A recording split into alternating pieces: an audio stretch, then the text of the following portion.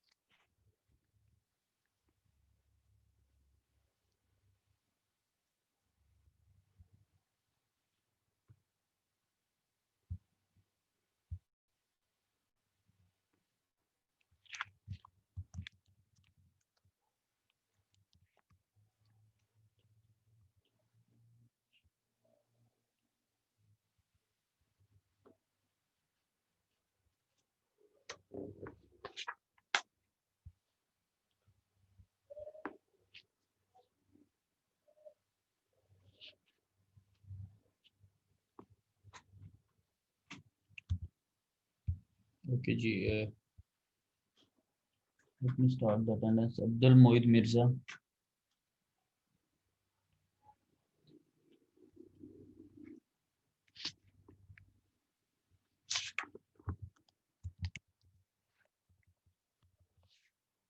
अब्दुल मोइद मिर्ज़ा नहीं है। Okay, Abdullah Rahman, Abdul Rahman sorry, ठीक है, मौजूद है। Abdullah Jamshed, yes sir. ठीक है। अहमद अब्दाल, अहमद अब्दाल, ठीक है जी। Amar Ishfaq Awan, present sir. अहमद है, प्रेजेंट। है जी। Ali Suhail, present sir. ठीक है जी। अरीब लुकमान,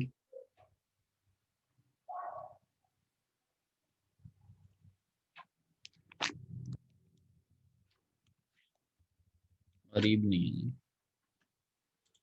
दानिश कुदरतुल्लाह,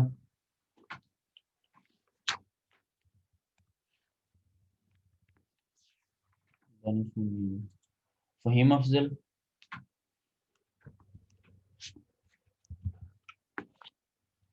फहीम अफजल मौजूद है, ठीक है जी।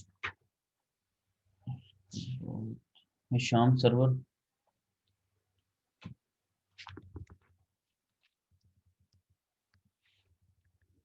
नहीं है जी। हसन अली 020, नहीं है।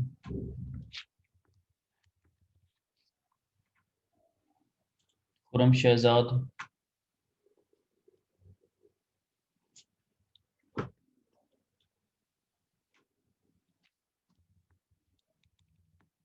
नहीं।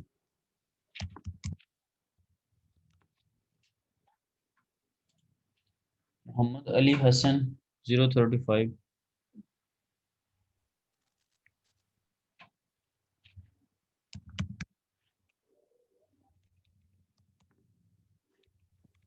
नहीं। मोहम्मद दाऊद मंसूर,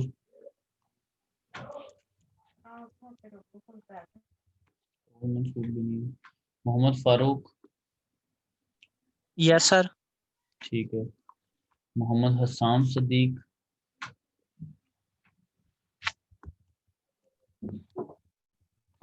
सदीक नहीं। Mohammad Mazhar, yes sir. ठीक है। मोहम्मद शहरियार,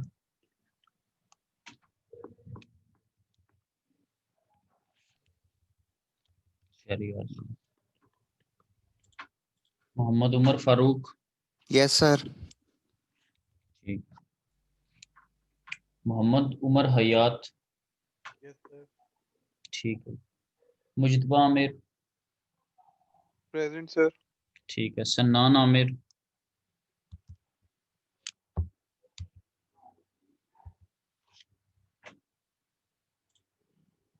सन्नान आमिर नहीं आता वैसे बाकी क्लासेस में। सर बाकी क्लासेस में आता है सर वो। अच्छा, इधर नहीं आता। ठीक है, शाहजेब अहमद कुरैशी।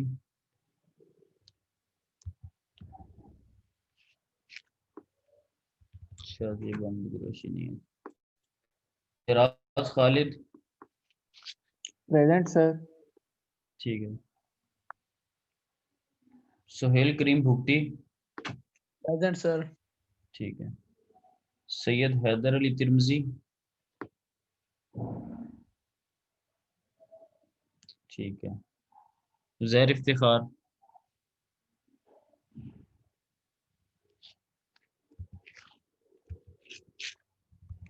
ज़ैर इफ्तिखार भी नहीं है। या इमरान। Yes sir. ठीक है। कोई लेट कमर जिसने भी अटेंडेंस बोरी बाद में ज्वाइन किया। सर मैं लेट आया था अटेंडेंस के दौरान। फ़हीम अफजल की लगी। फ़हीम अफजल की लगी। और किस स्टूडेंट जिसने लेट ज्वाइन किया।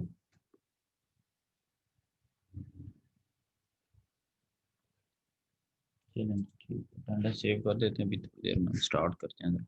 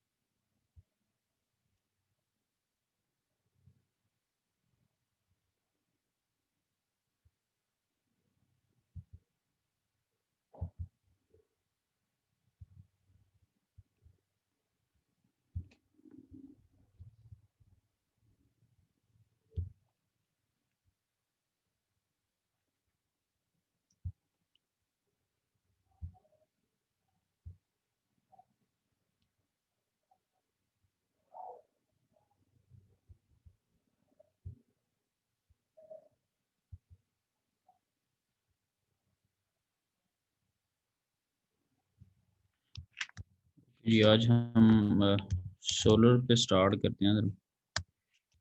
ठीक है, और ये भी आप लोगों को आइडिया है कि नेक्स्ट में क्विज एक मैंने रखा हुआ वेडनेसडे को। ठीक है, उसकी मेल भी मैंने आपको की हुई है। पावर फैक्टर और पावर क्वालिटी यानी कि हार्मोनिक डिस्टॉर्शन से रिलेटेड लास्ट वीक में आपको एक ईमेल की है। ठीक है, उसमें टॉपिक में मेंशन है, सिलेबस भी मेंशन है। वो आपका भी नेक्स्ट टाइम जो वेडनेसडे को है वो उस पर क्विज होगा। ठीक है।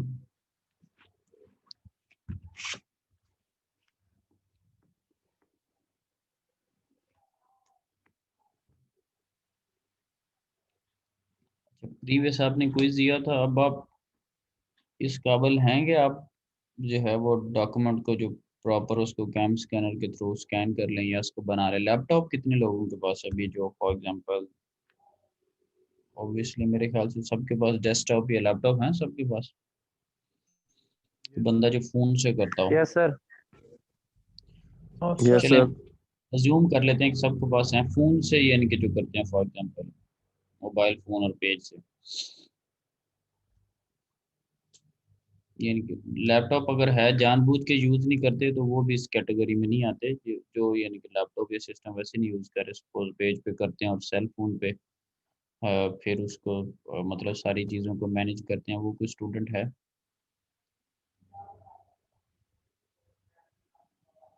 अच्छा, इसमें दो तीन चीज़ें अगर तो मेरे पास सिस्टम मौजूद है तो पहली बात ये है कि मुझे पेज पे उसको करने की या इस तरह से उसको अटेम्प्ट करने की ज़रूरत ही नहीं है।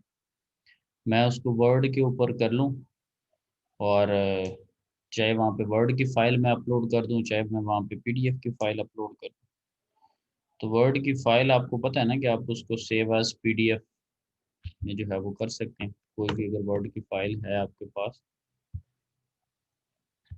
तो आप उसको सेव एज़ पीडीएफ भी कर सकते हैं, या वैसे वर्ड की फॉर्म में ही वर्ड फाइल जो है उसी को एज इट इज़ भी जमा करवा सकते हैं।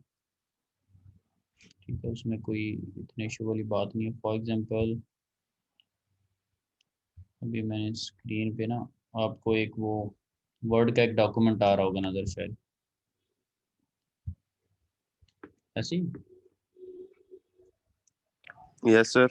नज़र आ रहा है। अच्छा, सो इसको अगर मैंने फॉर एग्जांपल मैं इसको पीडीएफ में करता हूँ ना, तो मैं फाइल में जाके सेव एज में जाता हूँ। जैसे आप सेव करते हैं ना, तो मैं किसी भी अपने फोल्डर पे जो है वो इसको सेव कर लेता हूँ, ठीक है। सेव एज में मैं गया, मैं लेट से डेस्कटॉप पे सेव करना चाह रहा हूँ, तो ये एक रेफरेंस लेटर था जो कि स्टूडेंट का मैंने जनरेट किया था। अब मैं सेव पे भी क्लिक नहीं कर रहा, सेव एज में टाइप पूछ रहा है ना, तो मैं इसको पीडीएफ के तौर पे यहाँ पे टाइप को पीडीएफ कर दूंगा। अगर लेट से आपने पीडीएफ में करना है दैट्स फाइन, अगर आप उसको वर्ड में भी सेव करें तो ये देन जब आपने टाइप पीडीएफ सेव के ऑप्शन इसको सेव कर दिया, ठीक है। अगर तो उसी नाम से पहले पढ़ा होगा तो वो कह रहा होगा किस नाम से पहले पढ़ा और क्या आप इसको रीनेम करना चाह रहे हैं। तो अगर आपका अपना ही क्विज है, अगर आप उसको सेव एंड अपडेट्स वगैरह कर रहे हैं वर्ड में सेव करते जाए, एट द एंड उसको रीजनरेट कर लें। तो अगर तो वो पीडीएफ की फाइल खुली हुई है तो फिर आपको सेव एज नहीं करने देता, वो कहेगा इस नाम का पहले कोर डॉक्यूमेंट खुला हुआ, वो अमूमन जैसे फाइल्स का तरीकाकार होता है, तो उसको आप बंद कर देंगे फिर आप करें, ठीक है। तो ये इसने आपके सामने कर दी। अब फॉर एग्जांपल अगर सारों के पास यानी कि कंप्यूटर या लैपटॉप या सिस्टम मौजूद हैं, सो मुझे उसको पेज पे जाके और ये कहने की क्या ज़रूरत है कि सर हम उसको पहले लिख रहे होते हैं फिर सर हम उसको कंप्रेस कर रहे होते हैं। ये मतलब आई डोंट थिंक सो कि ये इस तरह की कोई लॉजिकल चीज़ें। तो क्या ख्याल है ये, अगर मैं इसको देखें, अगर तो मैं इसको सेव नहीं करना, मुझे बताने में भी इसको कोई 30 सेकंड नहीं लगे होंगे, हार्डली को 1 मिनट लगा बताने में और करने में, बड़ा फ़र्क होता है। आप नहीं भी पीडीएफ में करना चाहते, अब जस्ट वन क्लिक उसको वर्ड की फाइल खोली हुई ना, तो उस वर्ड की फाइल को सेव करें और वहाँ पर अपलोड करें। तो ये जो बीच में यानी कि अब वर्ड तो केबीज में होती है, उसमें ये ज़रूरत नहीं है कि सर जी अपलोड नहीं हो रहा, अब ये है वो है, सारे मामला बीच में से ख़त्म हो जाएंगे। क्या आपके क्या व्यूज़ हैं जो कि अभी मैंने बातें की हूँ उस एंगल से? यस सर, ठीक है सर, इसी तरह ठीक है। तो ये तो जस्ट एक वो एक सिंगल क्लिक वाली चीज़ है कि वर्ड का डॉक्यूमेंट आपने खोला और बिल्कुल विद इन सेकेंड्स, तो वो जो सारी चीज़ें हैं। अब देखिए यहाँ पे एलएमएस भी खुला हुआ, फॉर एग्जांपल मैंने एलएमएस को लॉगिन किया, मेरे सामने एलएमएस खुला हुआ, मैंने वहाँ से अपना क्विज देख लिया और यहाँ पे मैं उसको अटेम्प्ट करने लग गया। तो एलएमएस में वापस जाता हूँ, सम टाइम लॉग आउट हुआ होता है, ठीक है, आ रहा था कोर्स एक्टिविटी नॉट एक्सेसिबल। मुझे पता है मैंने इसको, अगर आपने अपना लॉगिन्स अपने जो क्रेडेंशियल्स हैं वो उसको सेव कर लें, वैसे ही आपको पता है ना ब्राउजर्स में ऑप्शन होती है यूजर नेम या पासवर्ड सेव करने की, ब्राउजर खुद ही कह देता है, हम कहीं जाके उसको सेव नहीं करते, ब्राउजर खुद ही कह देता है कि do you want to save, तो आप उसको सेव कर लें, या रिमेंबर का होता है आप उसको रिमेंबर कर लें। जब आप अपडेट करते हैं तो वो पुराने से मैच करके कह रहा था कि अब आपका पासवर्ड अपडेट हुआ, आपको क्या आपने अपडेट करना सेव, तो उसको सेव कर लें, आपको कोई दोबारा टाइप करने की ज़रूरत नहीं है, आप दोबारा उसी पेज पे हैं विद इन सेकेंड्स। और आप जस्ट उसको करें, और केबीज की फाइल है, नेट जितना मर्जी बुरा हो, केबीज की फाइल का क्या है, केबीज तो एक झटका भी नहीं लेती। तो ये सारी बीच में से जो इस तरह की चीज़ें हैं कि मतलब आपको पता है, क्योंकि सारी डिस्कशन इस पे होती रहती है, इससे फिर क्वालिटी तो कहीं डिस्कस ही नहीं होती, समझ रहे हैं ना। हम इसी तरह की चीज़ों में उलझ के रह जाते हैं और क्वालिटी का कहीं दूर दूर तक जिक्र नहीं होता। तो ठीक है, इस पे यानी कि अगर कोई से कोई इख्तलाफी point in a positive way, यानी कि फॉर एग्जांपल, या इसमें क्या चीज़ें हैं। और रहेगी बात उस पे देखें एमसीक्यू या उस पे बनाने की, वो मेरे लिए सबसे इजी है, क्योंकि उसको चेक भी सिस्टम ने कर देना, समझ रहे हैं बात। मेरे लिए एमसीक्यू जो है वो बीइंग अ टीचर मेरे लिए सबसे इजी काम है, उसको उसने चेक, लेकिन उसमें क्या है कि एक प्रॉपर एक सर्टन टाइम उसके ऊपर आपका वो क्वेश्चन आ रहा है, उतने टाइम पे उसने आगे जाना। अगर किसी के इंटरनेट का इशू है तो उसको वहाँ पर ज़्यादा प्रॉब्लम का सामना करना पड़ेगा।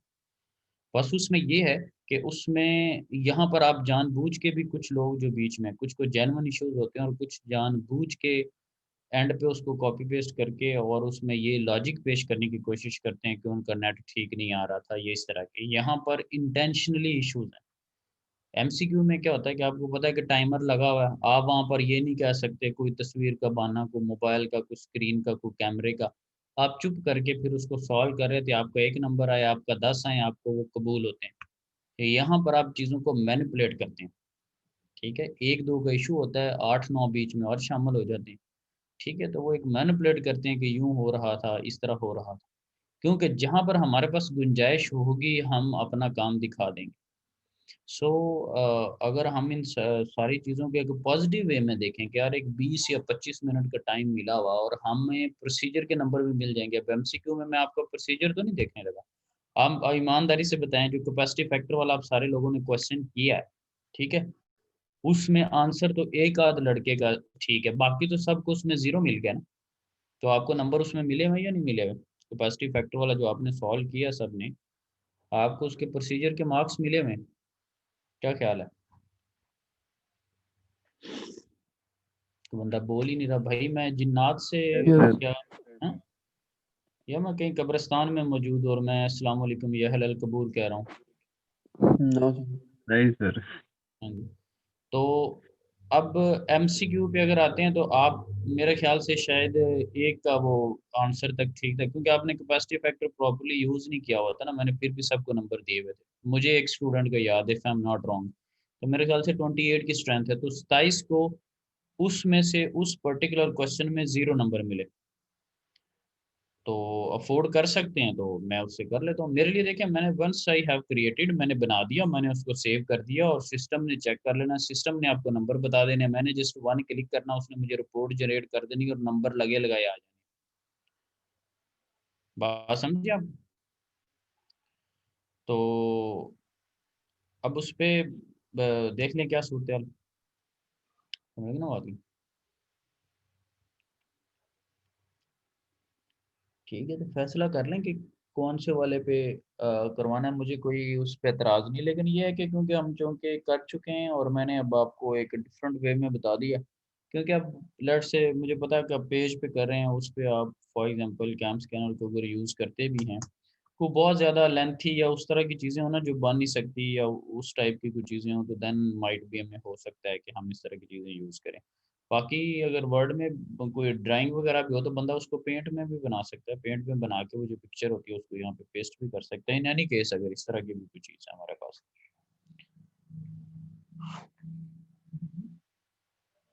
तो अब अगर मैं लेट से एक टाइम फ्रेम देता हूँ तो उसके अंदर क्या होगा? उसके अंदर सबमिशन आएगी या उस तरह से काम करेंगे? क्योंकि उस तरह जो करेगा, मेरा तो दिल करता है मैं उसके पिछले में भी 0 लगा दूं आ जाएगी कि सबमिशन एक सर, प्रॉपर, एक जो प्रॉपर टाइम इंशाल्लाह। दिया। अब करते क्या है, क्योंकि मैं बड़ा ना क्लोजली ऑब्जर्व कर, मेरे स्टूडेंट के साथ लिंक रहता है। फॉर एग्जांपल 25 मिनट है ना, तो 25 मिनट उसको सॉल्व कर लिया, या जी 23 मिनट उसको सॉल्व कर लिया। भाई जब आप 2 मिनट में आएंगे तो जल्दी में काम करेंगे, तो यहाँ पे तो ऑलरेडी प्रोबेबिलिटी, यहाँ पे तो नेगेटिव में प्रोबेबिलिटी है, यहाँ पे चांसेस हैं। अब एक बंदा 25 मिनट ही वहां पे सर्व करके आ रहा है, या किसी को आखिरी 25 मिनट में जो है वो नुस्खा मिल रहा है, तो वो तो टाइम के बाद ही उसको अपलोड करने की कोशिश करेगा, और फिर होगा नहीं, और फिर वो कह देगा कि जी यहाँ से हमारे ग्रिड में बिजली चली गई है। तो अब सर वहाँ पे ग्रिड पे तो नहीं जाने लगे कि हाँ जी ग्रिड में एसडीओ के पास फौरन से पहुंचे, ठीक है ना? क्योंकि वो सर कौन सा अनुमान है कि यहाँ से उड़ेंगे और वो वहाँ पे पहुंचे और वहाँ पे चेक करें हाँ जी ग्रिड में झटका लगा या नहीं लगा। तो इस तरह की मैनिपुलेशंस हैं जो कि टीचर को भी नज़र आ रहा था, लेकिन हमारा को थोड़ा सा ट्रेंड हो रहा है टीचर का, जो उसकी डेजिग्नेशन है या उसका जो एक रिस्पेक्ट का एलिमेंट है वो एक डिफरेंट है, फिर वो चीज़ को समझ रहा होता है। लाइक अ पेरेंट्स, पेरेंट्स हर बात पे साफ ज़रा फिर बीच में इंटरप्ट नहीं करते, देयर फीलिंग के व्हाट्स गोइंग ऑन, लेकिन वो किसी टाइम पे रिस्पॉन्ड करते हैं। सो इस तरह की बीच में चीज़ें जब ऐड अप हो जाती ना, तो उस सिस्टम को सारा, अब क्विज में लास्ट टाइम चेक किया मैंने, उसको उससे भी देखा है, एलएमएस से भी चेक किया, ईमेल पे भी चेक कर रहा हूँ, इधर भी जा रहा हूँ उधर भी जा रहा हूँ, तो साफ ज़रा ठीक ठाक एक टाइम लग जाता है। हार्डली पेज पे अगर हो तो वो तो बहुत उसको ईजी है, लेकिन चलें यहाँ पे भी ऑनलाइन का भी कोई इशू नहीं, लेकिन जिस जगह पे कहा हुआ उस पे आए ना।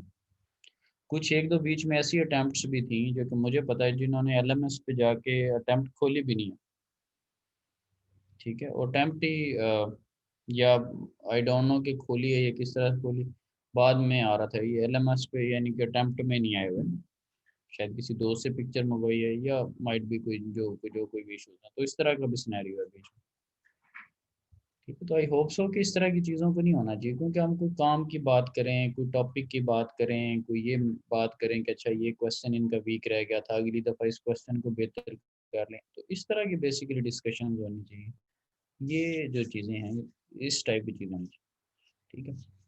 अच्छा चलें जी, ये खैर डिस्कशन की है, तो इसमें कोई बंदा, सारों ने ऑलमोस्ट एग्री किया है, कोई इसमें कोई ख़ास इनपुट या आउटपुट मुझे तो कोई डेविएशन की सेंस में नज़र नहीं आ रही कि आप कोई इख्तलाफ कर रहे हो। तो उम्मीद है कि उस दिन भी कोई इस तरह की जो है ना वो चीज़ों को नहीं होना चाहिए, क्योंकि एक बंदा एक चीज़ मैनेज करता है और उसमें पख डाल दी जाती है, ये चीज़ें ठीक नहीं। ठीक है ना? तो ये वैसे ही मतलब आई डोंट लाइक इस तरह की चीज़ें। जब चीज़ें डिस्कस की जा रही हैं उसमें देखें, उसमें मतलब क्या है, साफ ज़ाहिर है हम सारे चीज़ लोग टेक्नोलॉजी को समझते हैं, हम कोई जंगल के दौर से तो नहीं आए हुए। तो आप जो बात करेंगे मुझे उसकी सेंस डेवलप हो रही होगी, या जो मैं बात कर रहा हूँ आपको उसकी सेंस डेवलप हो रही है। सो इफ एनी केस हमारे पास अगर कोई इश्यूज हैं तो वी कैन डिस्कस इट। ठीक है। ओके जी।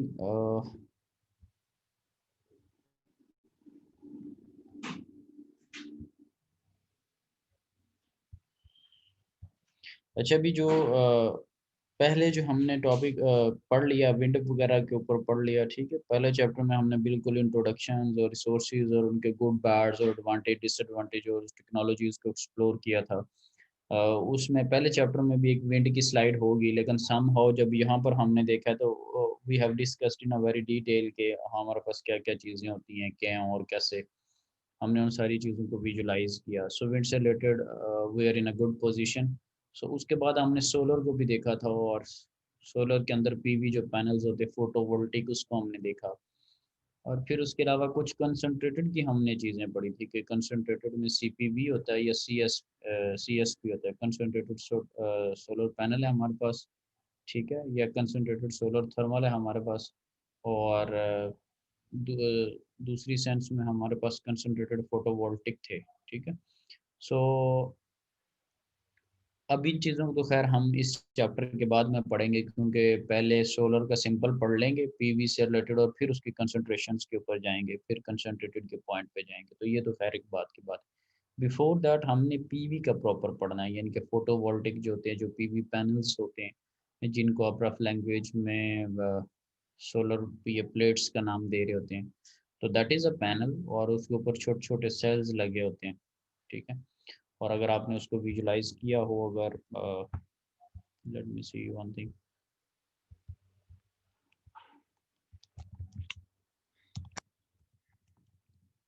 उसमें आपको उसकी कोई एक पिक्चर दिखाने की जरा कोशिश करता हूँ।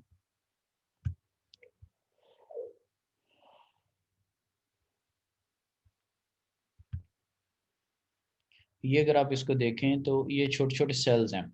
नज़र आ रहा है आपको, वाइट वाइट और लेयर्स बनी है जैसे रोज और कॉलम्स।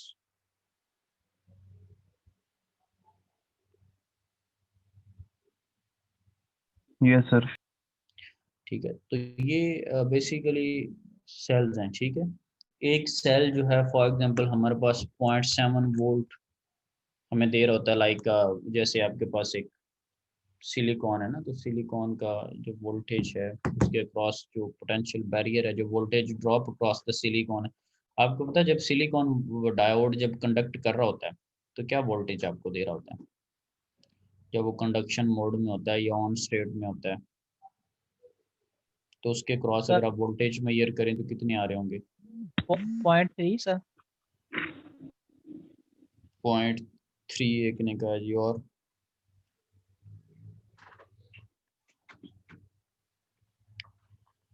0.3 जर्मेनियम पे आ रहे होते हैं, गैलियम जी सर 0.7 हो गए। जर्मेनियम पे 0.3, सिलिकॉन पे 0.7 और गैलियम आर्सेनाइड पे 1.2। तो ये बाकियों को नहीं पता, ये पहली दफा सुना है सिलिकॉन। एक ने तो पता है बताया। सर। हाँ जी, क्या होता है जी वो, कोई किसी बंदे का नाम है या मोहल्ले में जो बूढ़ा हो जाए उसको सिलिकॉन कहते हैं? हाँ जी। सर सिलिकॉन डायोड है, उसकी वो फॉरवर्ड बाइस रिवर्स बाइस कंडक्शन करता है। फॉरवर्ड बाइस सर वो 0.7 या उससे ज्यादा वोल्ट होंगे तो वो फॉरवर्ड बाइस हो जाएगा। ठीक है जी। और कोई भाई जी हमारी रहनुमाई करना चाहिए इस मुश्किल दौर में? इस खराब मौसम में अगर कोई मदद करना चाहे हमारी।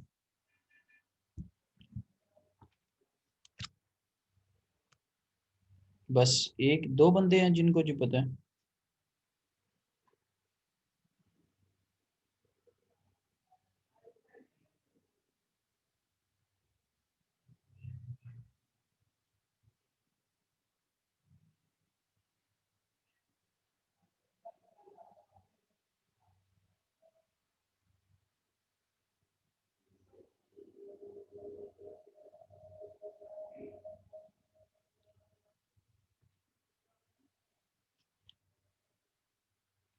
भाई मिड तो मैंने लिया नहीं है, लेकिन मैं फिर चीज़ों को नोट डाउन करूँ कि कौन आता है माइक बंद करके चला जाता है, ये क्या करता है फिर।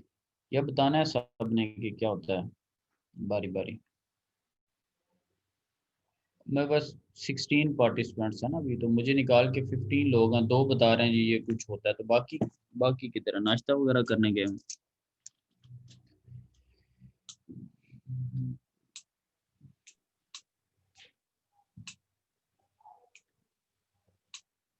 हाँ जी, शाम सदीक को बताएगा आपको, अब्दुल्ला, जमशेद अली, सुहेल, दानिश, Solar plate है। हैदर शाह, हसन अली, फारूक, मजहर, उमर फारूक, उमर हयात, मुइतबाम, राना या शराज खालिद। प्लेट है सर।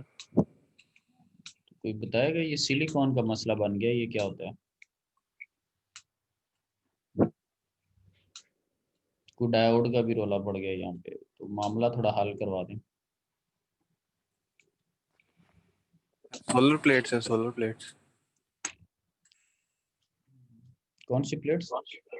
Solar plates. अच्छा, सोलर प्लेट्स हैं जी, वो कह रहा हूँ।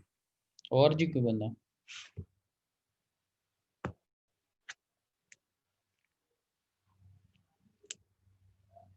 जो यानी कि रिस्पॉन्ड नहीं करे, इसका मतलब वो इधर नहीं है ना।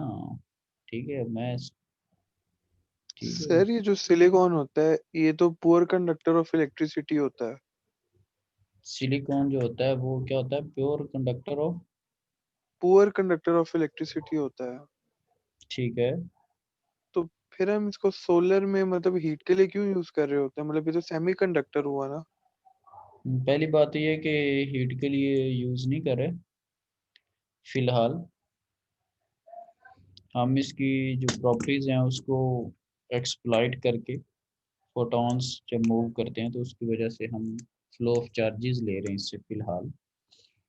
हीटिंग का कॉन्सेप्ट बाद में आएगा कि हम उसको गर्म करके और हीट उससे प्रोड्यूस करके। और तो सर इसके अंदर डिफरेंट लेयर्स ऑफ सिलिकॉन क्यों होती हैं?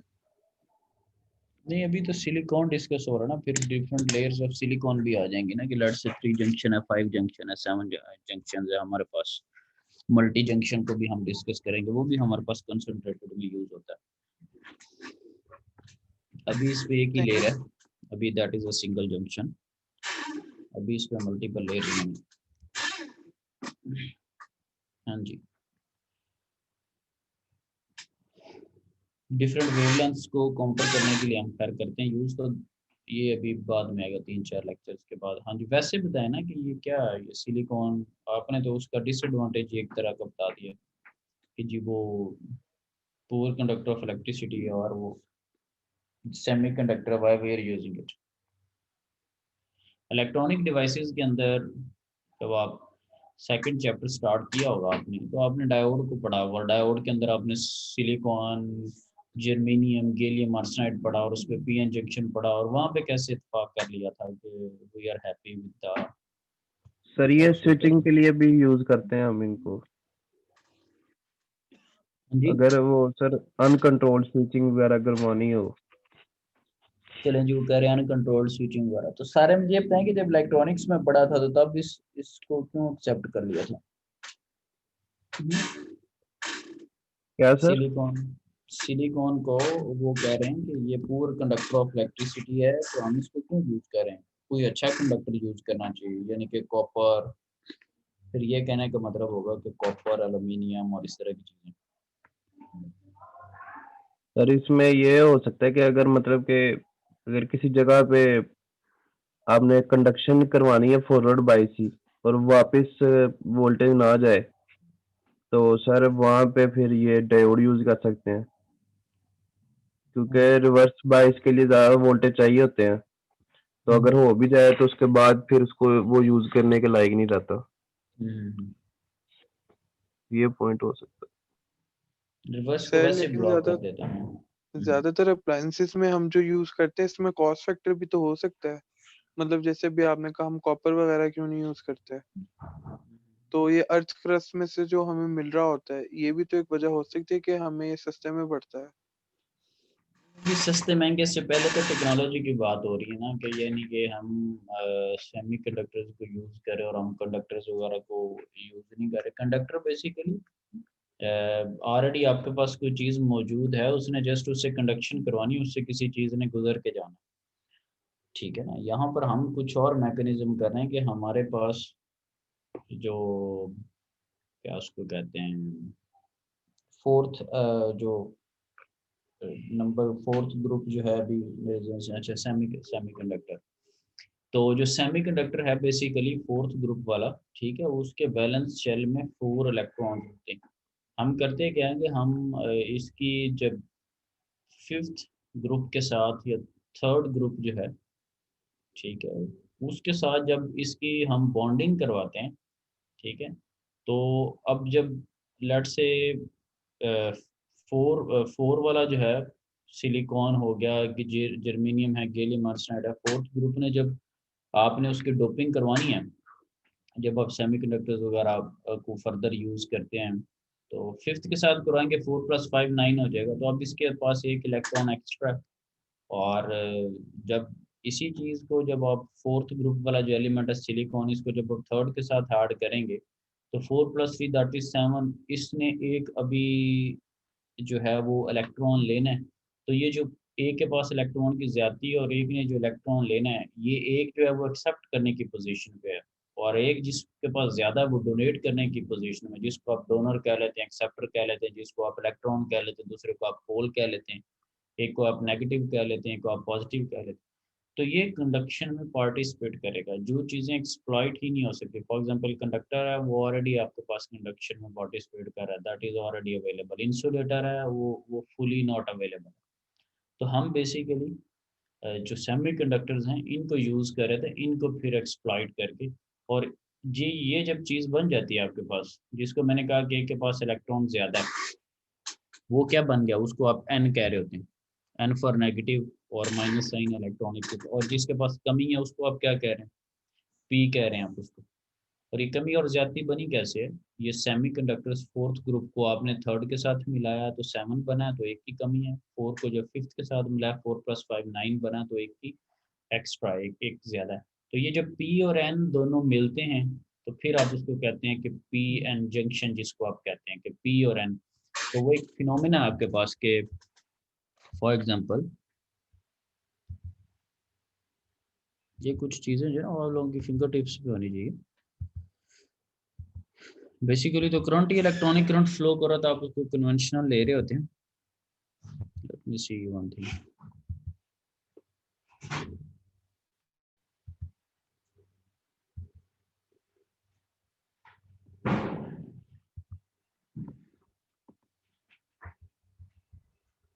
ये आपके पास पी एन जंक्शन बना पड़ा, जो फिजिक्स में भी आपने पढ़ा था।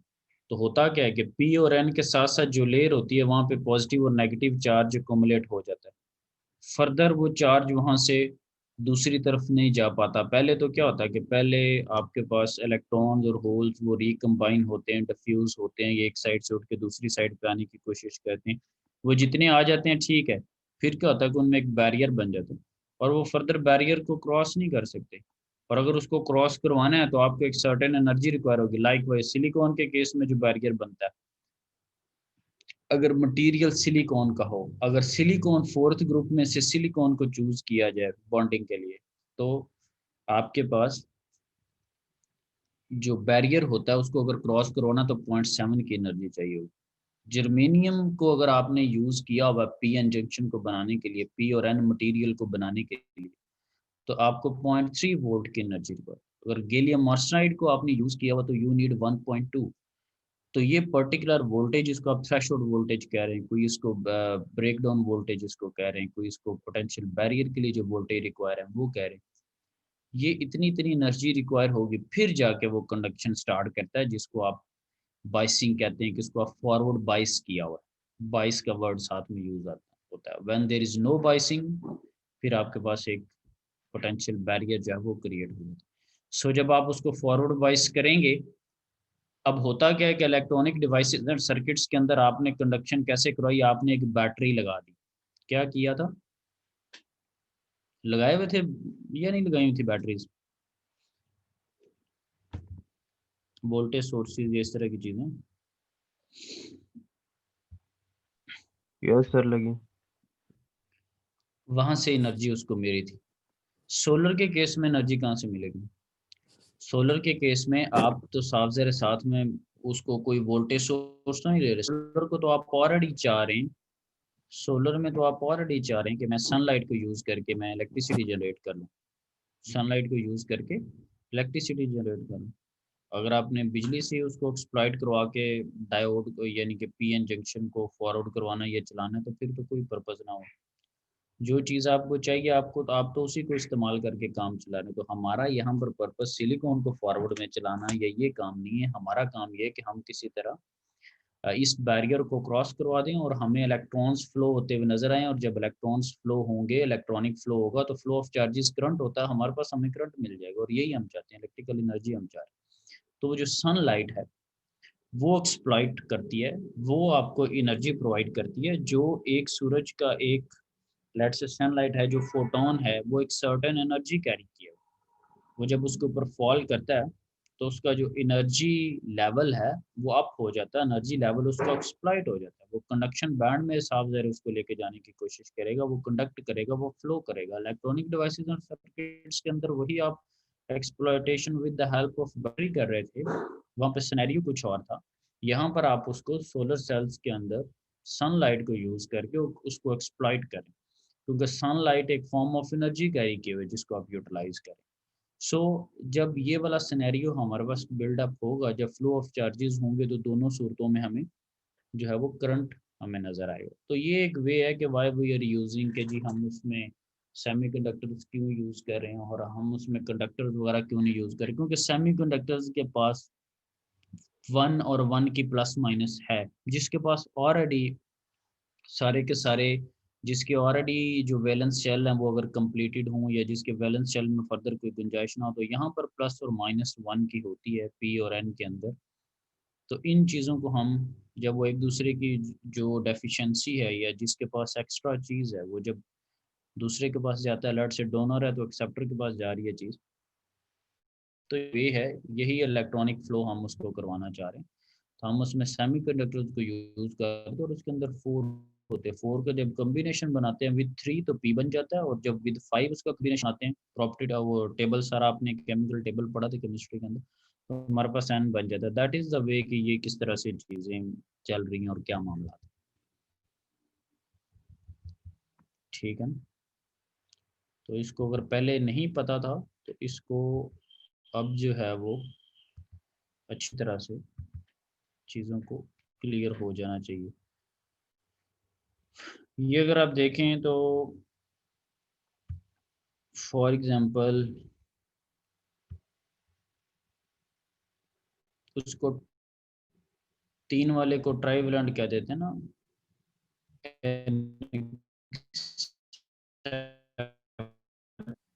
तो आपके पास एक्सेप्टर बन जाता है। ठीक है, 4 और 3 के अंदर एक की कमी रह जाती है। 4 3 के अंदर होल बन जाता है। जब इस तरह 4 और 5 वाला जब आप कॉम्बिनेशन करते हैं, क्योंकि साथ ये फिजिक्स लेवल की चीज़ें हैं, केमिस्ट्री लेवल की चीज़ें हैं, मैट्रिक और एफएससी लेवल की चीज़ें, इसलिए मैं बीच में काम की आप लोगों को बात बता रहा हूँ। इन कॉन्सेप्ट्स को बहुत पहले क्लियर हो जाना चाहिए था, लेकिन स्टिल अगर अभी भी कहीं अटके हुए हैं तो इनको चलें अभी क्लियर हो जाना चाहिए। 4 अवेलेबल होती हैं और 5 आपको बैलेंस सेल कंप्लीट करने के लिए रिक्वायर होते हैं 8। तो आप जब 5th ग्रुप की बॉन्डिंग करते हैं, दैट इज अ पैवलेंट, तो 4 + 5 9 हो जाता है। आपको 8 चाहिए, तो एक जो है वो एक्स्ट्रा है। ठीक है, ये जो फ्री इलेक्ट्रॉन है उसके ऊपर नेगेटिव चार्ज है, वो एक एक्स्ट्रा है, ये डोनर है, ये डोनेट करने की जो सलाहियत है ना वो रखता है। ठीक है, एंड अब ये वाला जब एन टाइप आपके पास और एक पी टाइप जो पी का कॉम्बिनेशन था और एक एन टाइप जो कि 4+5 का कॉम्बिनेशन था, इस पी और एन को मिलाया और आप डायोड पे देख रहे हो तो एक बार सी बनी थी, डायोड को देखा हुआ है? तो उसके ऊपर एक क्रॉस मतलब एक सिल्वर से कलर की कोटिंग हुई होती है, एक बार सी लगी होती है या नहीं लगी होती? बनी होती। तो उसको आप क्या कह रहे थे, उस सिल्वर कोटिंग से आपको क्या मिलती है चीज, यानी कि वो क्यों लगी होती, क्या आप उसको देख रहे थे जब लैब में यूज किया था? सर उसके एनोड और कैथोड को देखने के लिए सर। एनोड और कैथोड कैथोड को, को। तो एनोड पे कौन सा चार्ज होता है? सर एनोड पॉजिटिव होता है। सर पॉजिटिव होता है और कैथोड पे नेगेटिव। कैथोड के ऊपर नेगेटिव और एनोड के ऊपर पॉजिटिव।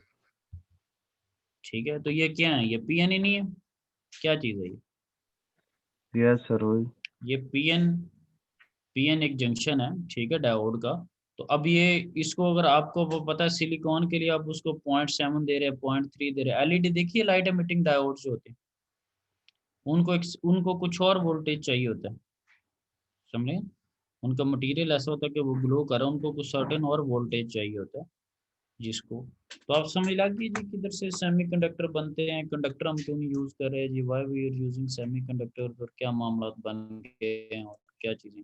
कंडक्टर को तो जब आप देंगे वो कंडक्ट करवाएगा, कंडक्टर को तो ब्लॉकेज और इस तरह की सीन ही, तो अगर आपने उसको चलाना है तो 0.7 से ज्यादा दे, और जब आप उसको रिवर्स बाइस में देंगे तो उसको ब्लॉक कर देगा। रिवर्स बाइस में जब आप उसको देंगे तो उसकी तो पीएन जंक्शन बढ़ता जाएगा, उसकी जो ये बैरियर है, ये जो पुल है वो तो बढ़ती जाएगी, कंडक्शन नहीं हो सकती। ये मैकेनिकल बॉल की तरह, जैसे पानी को खोलने और बंद करने के लिए यूज करते हैं। सो अब समझ लगी कि डायोड किधर से आता है, तो डायोड कहाँ से आया, सेमीकंडक्टर से आया, और सादा सेमीकंडक्टर से नहीं आया। सेमीकंडक्टर जो है वो नाइदर गुड कंडक्टर नॉर जो है वो गुड इंसुलेटर, वो इन बिटवीन है, हमने फर्दर उनको यूटिलाइज किया, समझ लगी ना बात, फर्दर यूटिलाइज। ये जो नोड कैथोड वाले भाई हैं, ये देखिए सर, पॉजिटिव नेगेटिव आपके पास पीएन जंक्शन है, वोल्टेज आपने अप्लाई किया है, ये उसका सिंबल है आपके पास, आपको सिल्वर कोटिंग से पता चल जाता है कि ये पॉजिटिव है या नेगेटिव है, इसको सर्किट में लगाना कैसे। ठीक है, और जब करंट फ्लो कर रहा होता है, जब करंट फ्लो कर रहा होता है तो वहां पर भी आपने देखा होगा इलेक्ट्रॉनिक्स के अंदर भी, ये आपके पास एक ग्राफ बन रहा है, ये उसने जो इक्वेशन लिखी हुई है ये किस बेस पे लिखी हुई है, ये वाली जो इक्वेशन है।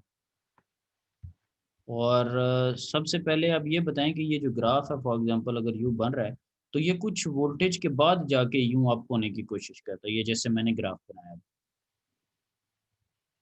ये क्या वजह, ये फॉर एग्जांपल ये जो इतना रीजन है जिसको मैं कर रहा हूँ, यहाँ पे कंडक्शन नहीं हो रही, यहाँ पे ग्राफ ऊपर को नहीं आपको नजर आ रहा, वाई एक्सिस पे आई है और एक्स एक्सिस के ऊपर वोल्टेज अक्रॉस द डायोड जो आप उसको सप्लाई कर रहे हैं, ये ऐसा क्यों होता है? और फिर एक सर्टेन वोल्टेज पे जाके अगर आप इसको देखें तो वो सीधी ऊपर को ग्राफ ही जाई जा रहा है, वो एक लीनियरली उसने इंक्रीज नहीं किया, क्या वजूहत हैं जी? सर ये वो वोल्टेज है जो मतलब कि डायोड को फॉरवर्ड बाइस करने तक के लिए यूज हुए, जैसे से करंट फ्लो करने लग जाएगा उस वक्त ये सर वो स्ट्रेट लाइन आ जाएगी, सीधा ओके चले जी, जाएगा। आपके पास क्या है कि जब तक आपके पास 0.7 या 0.3 अचीव नहीं होता, आपके पास करंट की जो वैल्यू है वो क्या है, जीरो है, कंडक्शन स्टार्ट नहीं हुई। जो ही आपके पास एक सर्टन रिक्वायर्ड वोल्टेजेस आएंगे तो उसके बाद क्या होगी, कंडक्शन आपके पास स्टार्ट हो जाएगी। जो ही कंडक्शन स्टार्ट होगी, वंस द कंडक्शन स्टार्टेड, ठीक है, तो आपको क्या मिला, डायोड के क्रॉस जो वोल्टेज ड्रॉप होंगे वो 0.7, 0.3 या 1.2 हो जाएंगे, और वो एक्सपोनेंशियली आपके पास इंक्रीज करेगा, जिसकी कौन सी, अच्छा ये कौन सी इक्वेशन है? डायोड की कैरेक्टरिस्टिक्स कर्व को चेक करने के लिए जो मैथमेटिकल इक्वेशन यूज करते हैं उसका क्या नाम है? ये किसी अच्छे से टेस्ट में आ भी सकता है। डायोड की कैरेक्टरिस्टिक्स, शॉकले, ठीक है, शॉकले इक्वेशन के थ्रू। तो ये हमने वहां पर भी स्टडी की थी कि I D is equal to I nought e raise to power 38.9 VD-1, ठीक है। और ये आई नॉट बेसिकली क्या है? ये आई नॉट क्या चीज़ है?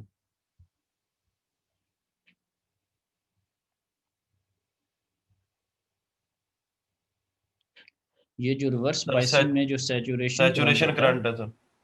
रिवर्स बाइसिंग में जो सैचुरेशन करंट होता है, लगता है अमर ने शॉकले इक्वेशन ही लिख के निकाल लिया।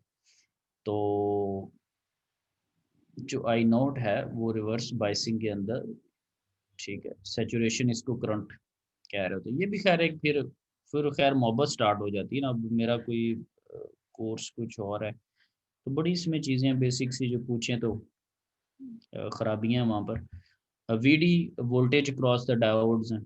अब ये 38.9 को जो भी कांस्टेंट लिखा हुआ है, इसके पीछे भी एक रीज़न है। बाय डिफ़ॉल्ट जब शॉकले इक्वेशन चलती है तो 38.9 नहीं होता, ठीक है। इसके पीछे एक और वजह है कि किसी इसको रूम टेम्परेचर पे लिया गया, क्या किया गया, क्योंकि इसमें टेम्परेचर का भी इफेक्ट है शॉकले इक्वेशन के अंदर। डायोड के अंदर अगर टेम्परेचर को कम या ज़्यादा कर दें तो इस इक्वेशन की करैक्टरिस्टिक्स के ऊपर फर्क पड़ता है, कंडक्शन जल्दी भी हो सकती है। खैर, तो ये 38.9 यहाँ पे फिक्स क्यों है? ये ईडीसी की बुक में भी फिक्स हो गया था, लेकिन फिक्स होने से पहले यहाँ पे कुछ और था, उसके बाद जाके ये फिक्स हुआ। इसके पीछे एक छोटी सी डेरिवेशन है कि क्यों हम इस चीज़ को करें। और ये आपके पास क्या चीज़ है? रिवर्स बाइस में तो कहते हैं जी करंट फ्लो ही नहीं करता, तो ये थोड़ी सी कर्व आपको फ्लो होती है नीचे को है नेगेटिव एक्सिस के ऊपर। ये क्या सिनेरियो है?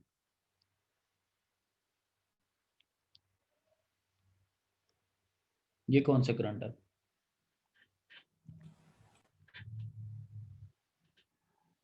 सर ये वो करंट है जो रिवर्स ब्रेकडाउन से पहले आता है सर। वो ये बिल्कुल कम है सर, काफी कम होता है। ये वो कह रहे हैं जी ब्रेकडाउन से आपके पास क्या है, जिसको आप रिवर्स करंट या सैचुरेशन करंट कह रहे होते हैं, जिसको अमूमन आपने वहाँ पे आई एस के नाम से भी पढ़ा होगा, यहाँ पे उसका सिंबल आई नॉट यूज कर रहे हैं। तो ये रिवर्स बाइसिंग की वजह से आपके पास जो मिनॉरिटी चार्ज कैरियर्स हैं उनकी वजह से जो करंट फ्लो करा था। और ये बिल्कुल जो कम वैल्यू, फॉर एग्जांपल अगर डायोड का फॉरवर्ड बाइस में मिलीज के अंदर है तो ये नैनोज के अंदर और पिकोज के अंदर होगा, 10⁻⁹ और 10⁻12, बहुत कम वैल्यू होगी, ठीक। नहीं होता, ब्रेक डाउन भी हो जाता है ना, तो खैर वो बाद की बातें। यहाँ पे ब्रेक डाउन भी हो जाता है। होता क्या है कि आप उसको इतना ज़्यादा रिवर्स में वोल्टेज अप्लाई कर देते हैं कि वो उसके जो इलेक्ट्रॉन्स हैं वो ब्रेक डाउन हो जाते हैं, और ब्रेक डाउन के बाद फर्दर वो कंडक्शन में पार्टिसिपेट करते हैं और आपको एक बूस्ट नज़र आता है नेगेटिव एक्सिस के ऊपर। ये भी खैर उसमें बात डिस्कस है। तो यहाँ पे खैर उसने रिवर्स ब्रेक डाउन की सेंस में नहीं बनाया हुआ। ओके जी, एनी हो। सो ये कुछ सिनेरियो हमारे पास कि उसका, और इसके अक्रॉस हमें वोल्टेज कितना मेरा होता है, वोल्टेज हमें 0.7 मेरा होता है, ठीक है। तो इस वजह से फिर जो एक मैंने बात की थी कि एक अभी अभी तस्वीर मैंने आपको दिखाई थी, छोटे छोटे सेल बने हुए। तो वो सेल आपके पास क्या कर रहे हैं, वो जो सेल हैं, चलें इसने अच्छे बच्चों की तरह बुक वाले ने वो बात कर ही दी है जिसकी मैं बात कर रहा था। ये प्रॉपर इक्वेशन लिखी हुई कि I D is equal to I nought e raise to power q V D के टी, ठीक है, प्रॉपर इक्वेशन है। तो क्यू आपके पास चार्ज इलेक्ट्रॉन्स के ऊपर होते हैं, और के आपके पास कांस्टेंट, बोल्ट्जमैन कांस्टेंट, ठीक है। और टी जो है वो जंक्शन का टेम्परेचर है। इसको अगर मैं रूम टेम्परेचर लूँ, फॉर एग्जांपल अगर 25 लेता हूँ तो ये केल्विन्स के अंदर होता है। 25 में 273 अगर मैं ऐड अप कर लूँ तो जब मैं इसको सिंप्लीफाई करूँगा तब मेरे पास ये चीज़ बचती है 38.9। ये इसलिए वहाँ पे मैं थोड़े थोड़े आपको इशारे दे रहा था कि टेम्परेचर जो है उसकी वजह से कंडक्शन के ऊपर फ़र्क पड़ता है, दिस एंड दैट। तो टेम्परेचर का बीच में रोल है। कम ज़्यादा इसको कर दें तो ये 38.9 की वैल्यू कम ज़्यादा भी हो सकती है। खैर, सो अब यहाँ पर बात का मकसद ये है कि अभी इसको अगर आप देखें रिवर्स सैचुरेशन करंट दिया भी हो, जो मैंने आपको कहा था कि पिकोज के अंदर या नैनोज के अंदर, तो 10⁻⁻19 आपको दिया हुआ ना, ठीक है। अब इसमें एक सेल, एक छोटा सा, अब एक सेल कैरी कर रहा है फॉर एग्जांपल 0.7 वोल्ट, तो आपको तो एक सर्टेन वोल्टेज चाहिए। आप कह रहे हैं कि ये 12 वोल्ट की है या 24 वोल्ट का एक आपके पास अगर एक पैनल है या इस तरह का, तो उसमें फिर मैं क्या करूँ? अगर लेट से मेरे पास 0.7 की कोई चीज़ है, तो अगर मुझे ज़्यादा वोल्टेजेस चाहिए तो what I need to do, आपकी आपका केवीएल क्या कहता है, आपका केसीएल क्या कहता है, आपकी साइंस क्या कहती है आपको? फॉर एग्जांपल जी मेरे पास 0.7 है, तो 0.7 मुझे मिल सकता है फॉर एग्जांपल एक सेल से मैक्सिमम 0.7 इस तरह के मिल सकते हैं। तो अगर मुझे ज़्यादा वोल्टेजेस चाहिए तो what I need to do,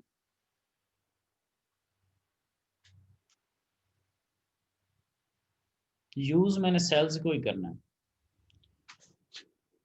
ठीक है। हाँ जी, कोशिश करें थोड़ा सिनेरियो बिल्डअप कर रहे हैं ना कि चीज़ें पहले हजम हो तो फिर कोई टेक्निक बताऊं। हाँ जी, बताने की कोशिश करें ज़रा।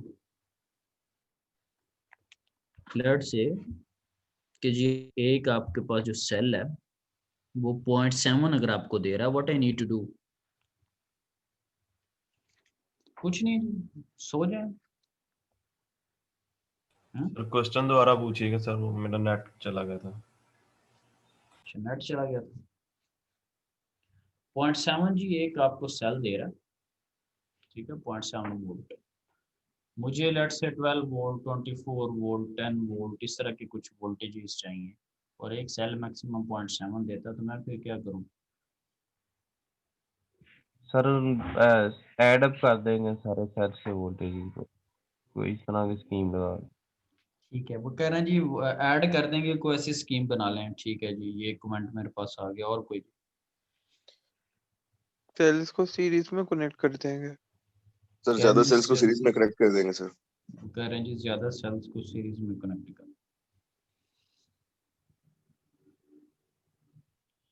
ठीक है जी, हमने एक चीज पढ़ी थी केवीएल के थ्रू या केसीएल के थ्रू या स्टार्टिंग में सर्किट एनालिसिस में, कि सीरीज के अंदर जो वोल्टेजेस हैं, ठीक है, उनका एड अप होना या ड्रॉप होना डिपेंड करता है कि बैटरी के टर्मिनल किस तरह के लगे हैं। सीरीज के अंदर उसको हम लगा दें 0.7 वगैरह को, तो ये आपस में एड अप हो जाएंगे। अब इनका लगाने का एक तरीका भी, अच्छा ये लाजमी बात है जिस तरह मर्जी लगा दे 0.7 ऐड ही होंगे आपस में, और सीरीज के अंदर भी, सपोज सीरीज के अंदर मैं लगा रहा हूँ, पैरेलल में तो लगा देंगे तो पैरेलल में तो वोल्टेज सेम रहता है ना, पैरेलल में तो 0.7 ही आपको मिलेगा, लिहाजा पैरेलल में लगाने का फायदा नहीं। अब हम इस बात पे आ गए हैं कि मैं सेल्स को सीरीज में कनेक्ट कर देता हूँ, तो ओके जी फाइन, मैं सेल्स को सीरीज में कनेक्ट कर लेता हूँ, कर दूंगा कनेक्ट उसको, ठीक है। जो सेल्स को जोड़ते हैं या सेल्स की सोल्डरिंग करते हैं या इनके सेल जब मिलता है तो उसके ऊपर जो छोटा सा पॉइंट बना होता है आपके पास पॉजिटिव या नेगेटिव का, तो मैं इसको क्या बेतरतीबी से लगाना शुरू कर दूं, आपस में जोड़ दूं सीरीज में, या किसी चीज का ख्याल रखूं, एड अप करवाने हैं, सीरीज के अंदर आ गया मैं, इत्तेफाक हो गया मेरा। इसके बाद भी किसी चीज की जरूरत है कोई एहतियात की?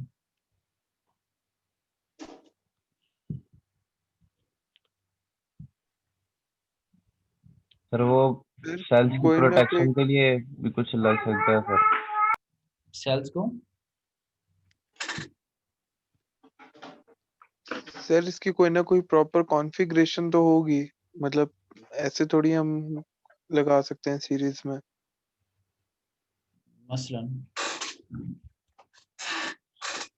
मसलन से सीरीज में अगर हमने कोई भी चीज लगानी है तो उसका मतलब क्या होगा कि एक का पॉजिटिव दूसरे के नेगेटिव के साथ लग रहा होगा, इस तरह बस कनेक्शंस करते जाएंगे। बस यही कॉन्फ़िगरेशन, सर ये तो सीरीज में ही हो गया ना फिर। सीरीज में तो कर रहे हैं। सीरीज तो मान चुके हैं हम, सीरीज तो 2 मिनट पहले हम तस्लीम कर चुके हैं। जी सर। असल में कोई खास चीज नहीं होती, बस कॉन्फिडेंस मेन चीज होती। थिंग इज कि आप लोगों ने न्यूमेरिकल्स वगैरह अभी तक बेतहाशा सॉल्व किए होंगे, तो आपके पास अगर सीरीज में वोल्टेज लगे हुए हैं वो ऐड भी हो सकते हैं, वो माइनस भी हो सकते हैं। अगर तो उनके ऑपोजिट टर्मिनल्स कनेक्टेड हैं तो वो ऐड अप हो जाएंगे, सेम टर्मिनल कनेक्टेड हैं तो वो आपके पास सब्ट्रैक्शन वाले सिनेरियो में चले जाएंगे। ठीक है, तो ऑपोजिट टर्मिनल्स अगर कनेक्टेड हों बैटरीज के सीरीज के अंदर लगी हुई लेट से, तो आप उसको ऐड अप करते जाएंगे। ये चीज़ आप देख लें, नेट पे भी चल जाएगा।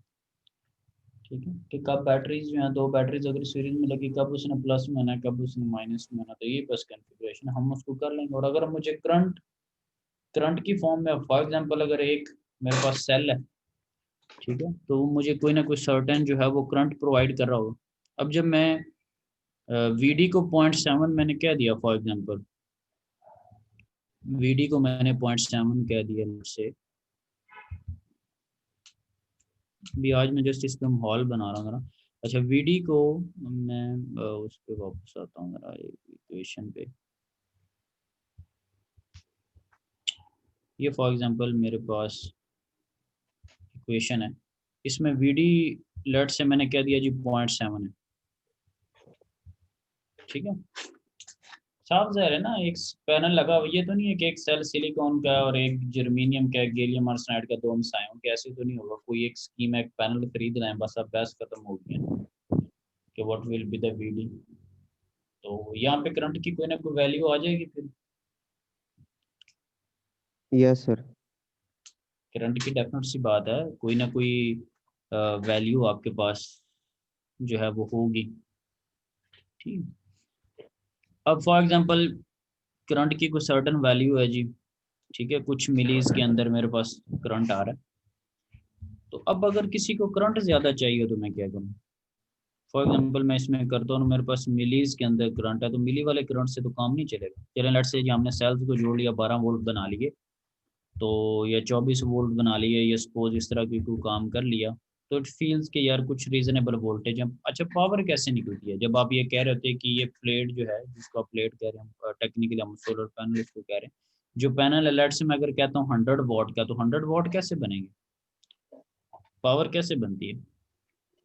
सर उसकी रेटेड वोल्टेज और करंट को मल्टीप्लाई कर देंगे। ठीक है जी, वो कह रहे हैं जी उसके रेटेड वोल्टेज और करंट को मल्टीप्लाई कर देंगे। ठीक है, तो रेटेड से शायद अगला बंदा परेशान भी हो जाए कि पता नहीं ये क्या कह रहे हैं। तो अब अंदरूनी हम चीज़ें ज़रा डिस्कस कर रहे हैं, क्योंकि हम बाहर के लोग नहीं, अंदर के लोग हैं।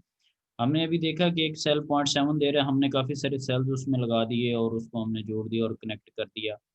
और हमारे पास जी वो रेटेड जिनको आप वोल्टेज कह रहे हैं वो वोल्टेज आ चुके हैं। सपोज हमने उसको 12 वगैरह लेना है, 24 लेना है, हमने कुछ ऐसा सेटअप कर दिया है कि हम इस पॉइंट पे अब हैं। अब लेट्स से हमने अब मैं अगर 12 या 24 वोल्ट्स को या 10 वोल्ट को या 5 वोल्ट को अगर मिलीज के अंदर एक बहुत छोटे से करंट के साथ मल्टीप्लाई करूंगा, तो मेरे पास पावर्स क्या ये 100 वॉट या इस तरह के वॉट्स बन जाएंगे? नहीं बनेंगे। अगर फॉर एग्जांपल 12 है तो उसके साथ फॉर एग्जांपल अगर मैं 10 को मल्टीप्लाई करूं, फिर जाके मेरे पास कोई एक रीजनेबल 100 वॉट के करीब करीब 120 वॉट के करीब करीब आंसर बन रहा होगा। क्या ख्याल है? ऐसे ही तो मिलीज वगैरह वाला करंट तो मुझे कोई ठीक पावर नहीं दे सकता, या दे देगा?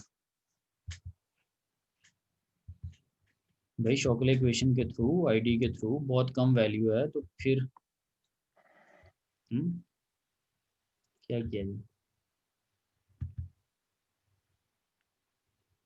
सर अगर करंट ज्यादा चाहिए तो फिर तो सर पैरेलल में लगेंगे। अच्छा, वो कह रहे हैं जी करंट अगर ज़्यादा चाहिए तो हम उसको पैरेलल में लगा लेते हैं। लाइकवाइज जैसे आपने वोल्टेजेस को ऐड अप करने के लिए सीरीज में उसको कनेक्ट कर लिया था, ठीक है, तो फिर डिपेंड करेगा कि कुछ सेल्स जो हैं वो आप सीरीज में लगा रहेंगे और कुछ सेल्स हैं वो उसको आप पैरेलल में लगा रहे होंगे। डिपेंड करता है कि आप उस पर क्या चीज़ें ले रहे हैं। ठीक है, वोल्टेज कितना चाहिए, करंट कितना चाहिए। ऐसा भी हो सकता है कि लट से एक पैनल की वोल्टेज करंट इतनी है, एक पैनल को ही आप पकड़ के सीरीज में लगा रहे हैं या पैरेलल में लगा रहे हैं। सर देखा ना, जिनको आप प्लेट्स कह रहे हैं, ऊपर 3 या 4 प्लेट्स लगी होती हैं, ठीक है, तो वो भी ये फर्दर डिपेंड करता है कि उन्होंने उसको सीरीज में लगाया हुआ, पैरेलल में लगाया हुआ, क्या चीज़ की हुई।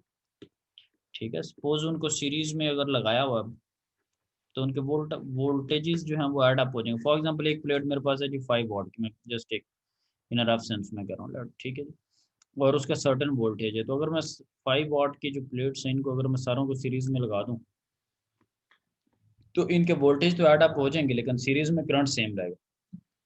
ठीक है, तो अगर आप ये चाहते हैं कि आपको वोल्टेज तो इतना ही चाहिए लेकिन मुझे करंट ज़्यादा चाहिए, तो फिर आप क्या करें, उनको पैरेलल में लगा दें।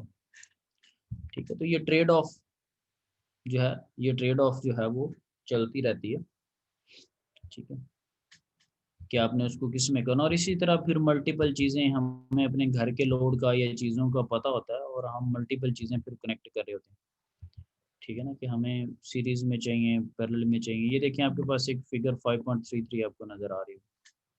ठीक है, एक छोटा सा एक सेल था, उसको किया एड अप, मतलब यानी कि कनेक्ट किया, आइदर कुड बी न सीरीज कुड बी न पैरेलल, वो हमें पता है कि हमें क्या चीज़ लेनी है। तो ये आपके पास एक मॉड्यूल बन गया जिसको हम पैनल भी कहते हैं, जिसको आप प्लेट भी कह रहे हैं। और फिर जब फर्दर कुछ मॉड्यूल्स हम ऐड अप कर देंगे तो एरे बन जाएगी। अब घरों के अंदर जिन्होंने ज़्यादा काम करा तो उनका एरे टाइप आपके पास सेटअप। ठीक है, ये हम भी खैर चीज़ों को 1 बाय 1 स्टडी करेंगे अभी तो उस पर।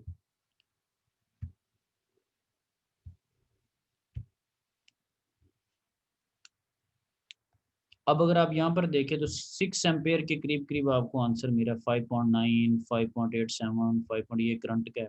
और अगर आप वोल्टेजेस आप देखें साहब, जरा प्रॉपर 0.7 तो नहीं मिले, वीडी के ऊपर 0.53, 0.54, 0.55, 0.56, 57। ठीक है, ये अगर मॉड्यूल में देखूं, ये मॉड्यूल का पूरा, इसके अंदर उसने 72 सेल्स लगाए, 72 सेल्स हैं उसके अंदर। तो अगर एक सेल उसका लट से 0.53 दे रहा है, 72 सेल्स हैं, उसके अकॉर्डिंगली वो कर लेगा। ये खैर अभी आपको चीज़ का नहीं पता, माइनस आर ऐसी है तो साफ देर बाद में हमने डिटेल में पढ़ी है, जो अभी जस्ट एक ओवरव्यू के लिए। तो हमें पता चल गया कि एक जो मॉड्यूल है वो मुझे 37 वोल्ट दे रहा है। एक मुझे जो मॉड्यूल है वो 37 वोल्ट जो है वो दे रहा है। ठीक है, कैसे पता चला जी, एक सेल मुझे लेट से 0.53 दे रहा है, नंबर ऑफ सेल्स क्या पता मैंने कितने कनेक्ट किए उन्होंने सीरीज में, और ये मेरे पास करंट है। तो अगर मैं पावर करंट को मल्टीप्लाई कर दूँ, देखो एक लेट से जी सोलर पैनल जो है वो, एक प्लेट जो है वो 222 की जो है वो 222 वाट। अब मुझे अपने घर की सारी कैलकुलेशंस का पता है, सारी चीज़ों का मुझे आइडिया है कि इंडस्ट्री की मुझे कैलकुलेशन का पता है क्या है। मुझे ये भी पता है कि मैं मार्केट में गया हूँ, तो अब कोई बंदा कह रहा है जी कितनी लेके आनी है जी प्लेट्स, वो कहते हैं जी किसी को फ़ोन करके पूछते हैं, वो अगले बंदे को आपने फ़ोन किया, बड़ा हिसाब लगा के बता रहा था, आप उसके मिनट में मुरीद हुए होते, फ़ैन हुए थे, तो ओके जो दैट्स फाइन, ये is going in a good way, इसको तो जी बड़ा पता आइडिया। तो आपको भी भाई पता है कि मुझे अगर पता है लेट से जी, मुझे फॉर एग्जांपल 1 किलो वाट का अगर मेरे पास लोड है, 1 केवी का अगर मेरे पास लोड है, ठीक है, तो मुझे पता है अगर 222 की है तो मैं जाके 5 प्लेट्स ले आऊँ। ठीक है, 5 पैनल्स को ले आऊँ मैं। ठीक है, या फॉर एग्जांपल इससे भी ज़्यादा है, मैं उसके अकॉर्डिंगली कर लूँ, जो मामला है उसके अकॉर्डिंगली कर लूँ। फॉर एग्जांपल को कहता है इतना वोल्टेज चाहिए, इतना करंट चाहिए, मैं पैनल्स वहाँ पे ले आता हूँ, सब तो मी उनको मैंने सीरीज में लगाना है, पैरेलल में लगाना है। जितने का वो सेटअप कहेगा वो चुप करके लगाते जाते हैं, सिर्फ बात बीच में एक सीरीज और एक पैरेलल की है। ठीक है, सनलाइट ऑलरेडी अवेलेबल है, दैट इज अबंडेंटली अवेलेबल, उसमें किसी का रोल नहीं है।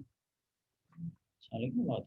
तो ये खैर हमने इसको डिटेल में पढ़ना। भी जैसे मैंने आपको एक पिक्चर दिखाई है, आपको आधा आधा महसूस हो रहा होगा जैसे आप पूरा इस सोलर यानी कि माहिर हो चुके हैं और आप ऊपर छतों पे लगाते फिर। ठीक है, आपको शायद ख्वाब में भी रात को नजर आए। ठीक है, सो इसको हमने पूरा एक डिटेल में देखना है कि ये क्या चीज़ें हैं, क्या मामला आते हैं, क्या काम है। अभी जस्ट ये क्योंकि टॉपिक चैप्टर शुरू करना था तो उसके एक ओवरव्यू, क्योंकि किस तरह हम रहा, हमने उसके ओवरव्यू में बहुत नॉन टेक्निकल डिस्कशन नहीं की। ठीक है, ना टेक्निकल वे हम एक तरफ जो है वो चले। ठीक है ना, बातें समझ आ रही ना। और ये आपके पास डीसी है, ये डीसी पावर्स है। अगर एसी में करना हो तो मैं इन्वर्टर लगा लूंगा। अब जब मैं डीसी से एसी में करूंगा तो लॉसेस भी आएंगे, उसको भी हम स्टडी करेंगे। समझ ना बात को, हम इन्वर्टर लगा लेंगे, इन्वर्टर के टॉपिक को भी हम पढ़ेंगे, और इन्वर्टर में क्या क्या पॉसिबल लॉसेज होते हैं उसको भी हम पढ़ेंगे। ठीक है, और उसकी फिर क्या थ्योरेटिकल इक्वेशन है उसको भी डिस्कस करेंगे। तो आई होप सो कि you are in a good position. तो फिर नेक्स्ट में तो हम इस चैप्टर को पूरी डिटेल में पढ़ेंगे ही पढ़ेंगे। ठीक है जी, कोई थोड़ा मज़ा आया या नहीं? यस सर, मजा आया। अच्छा सही है। अच्छा इस पे सूफी साहब जो सबसे पहले रिस्पॉन्ड किया है अब्दुल हमीद मिर्जा ने। ठीक है चलें जी। कोई लेट जिसने ज्वाइन किया हो, 2-3 बंदे हैं वो तो वैसे मुस्तकिल लेट हैं। सर मैंने सर मैंने मेरा इस सर यार लेट हो गया था मैं। हाँ नहीं मैं शहरियार जैसे लेट हो जाता है, मजर जैसे लेट हो जाता है। इनको बड़ा एक मेल भी की थी लेकिन इन्होंने यस सुनी सर। अनसुनी कर दी। तो आज एब्सेंट लगाएंगे तो इंशाल्लाह इनको अगली दफा जरूरत महसूस नहीं होगी। इन दोनों को तो मैंने मेल की थी कल पिछले लेक्चर में। क्या ख्याल है? तो आपने उसका क्या असर फिर लिया? सर नहीं वो पिछले से पहले आई थी सर। लास्ट लेक्चर में तो मैं था सर। आज ना मैं गलती से सर लिंक गलत ज्वाइन करके बैठा हुआ था, वेटिंग में था सर। वो मैं अगर आप कहें तो स्क्रीनशॉट भेज देता हूँ। नहीं जानी ये तो ये वो गलत करना, ये सही करना, सही करना भी जिम्मेदारी की बात है ना। क्या कर आपकी बात जी ठीक है ना। तो उस गलती का आपको दे दिया ना, उस गलती की आपकी अटेंडेंस लगा दी थी। तो आज तो सही करके बैठे होंगे ना। ठीक है तो सेम उसी रूटीन पे। इसका मतलब टीचर हमें नहीं फिजूल में सर, बोल लास्ट रहा लेक्चर में तो सर मैं टाइम पे आया था। आज सर मेरे से लिंक गलत हुआ था सर। सर आज का लिंक मेरे पास पड़ा है सर, वो स्क्रीनशॉट है मेरे पास। मैं गलत लिंक खोल के बैठा हुआ था तो सर वहां पे सर ये कुछ तो 10-15 मिनट लग गए। एक पॉजिटिव वे में भी गलत हो सकता है कि नेगेटिव वे में ये है कि गलत लिंक पे क्लिक करके स्क्रीनशॉट लेके रख लो। 25-30 मिनट अगर लेट भी आना है तो एक मिनट की ये रिहर्सल है और फिर सही वाले लिंक में भी आ जाओ। नहीं सर सच में इसी तरह हुआ था। इसका मतलब है कि आप वो जो टीचर की बात कह रहा होता है ना उसकी बात खुद नहीं मानते। तो अगली दफा क्या करना है जी आपका? चले आज फैसला कर लेते हैं। इंशाल्लाह सर टाइम पे आऊंगा सर। टाइम पे आएंगे और अगर आप टाइम पे नहीं आएंगे तो अटेंडेंस अगर लग चुकी होगी तो लगा बीच में लीजिए। फिर ये नहीं कहेंगे कि आप वो जी सर जी। ठीक है ठीक सर। है ठीक है सर। सही है। मजर जी आपको क्या इशू था? आपको भी उस दिन मैंने बड़े अच्छे वे में कहा था कि नेक्स्ट टाइम से ये आखिरी दफा क्या कर रहा हूँ, बाकी दफा नहीं लेट आना। हम्म?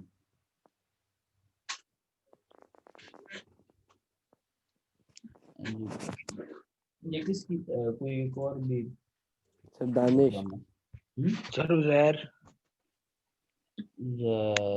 दानिश भी तकरीबन कोई झटके लेता है। जैसे ट्यूनिंग ना हो बाइक की 60 पे चलाएं तो थोड़ा झटके लेना। ये 1-2 लेक्चर में ठीक रहता है, तीसरे में हल्का सा ये भी लेट हो जाता है। दानिश मामला तो नेक्स्ट टाइम ठीक रहेंगे या नहीं रहेंगे? यस सर, इंशाल्लाह ठीक रहेंगे सर। ठीक रहेंगे तो भाई नींद की ट्यूनिंग करवाओ। सर बस यही रूटीन है, जीप हुई है। सर उजैर इफ्तिखार। जहर इफ्तिखार, जहर इफ्तिखार आप भी कोई हाथ हौला रखें ना। सनान आमिर जी बड़ी मुश्किल से पहुंचे हैं यहाँ पे, उसको वेलकम करते हैं। सर मैं 17-18 मिनट लेट था सर। नहीं नहीं जनाब, इस पे कोई फाइन नहीं किया गया साहब, जुर्माना तो नहीं है। सर प्रेजेंट तो लगा दें। प्रेजेंट तो लगा ही है अब। चलें थैंक यू सर। नेक्स्ट तो टाइम नेक्स्ट टाइम से सही रहेगा। सर इंशाल्लाह सर नेक्स्ट टाइम नहीं होगी। अच्छा जी चलें जी, ठीक है जी। Thank you very much. और अगली दफ़ा क्विज है उसकी ईमेल की हुई है सिलेबस की आपको, तो अच्छी तरह। सर मेरी अटेंडेंस सर मेरी भी, अब्दुल मोहित सर। उम्मीद मिर्जा ठीक है। ठीक है क्विज अच्छे से, हाँ जी क्विज अच्छे से जो है वो तैयार करके देना है। आप कुछ सही से पढ़ते नहीं है, मोटा मोटा मैंने हिसाब लगाया, छोटे छोटे तो हिसाब में लगाता नहीं। ठीक है आप अभी ना कोई गुजारे कर रहे हैं, किसी उम्मीद पे जाग रहे हैं, पता नहीं वो कौन सी उम्मीद है। ठीक है तो ठीक है चीज़ें सही नहीं है। आप लोग ना पढ़ते पढ़ते कोई नहीं है, बस हमें डंग पाओ किसी। और जी कोई स्टूडेंट रिलेटेड? 008 हसान सदीक। हाँ ठीक है लगा दी। सर मेरी अब्दुल मोहित भी सर। अब्दुल मीर की भी लग गया। ठीक है जी। ये बीच में जी पराठे की आवाज़ उन्होंने मुझे सुनाई है, एक बंदे ने जी, इसको इनाम दें। ठीक है जी फिर अल्लाह हाफिज़। अल्लाह हाफिज सर। अल्लाह हाफिज सर।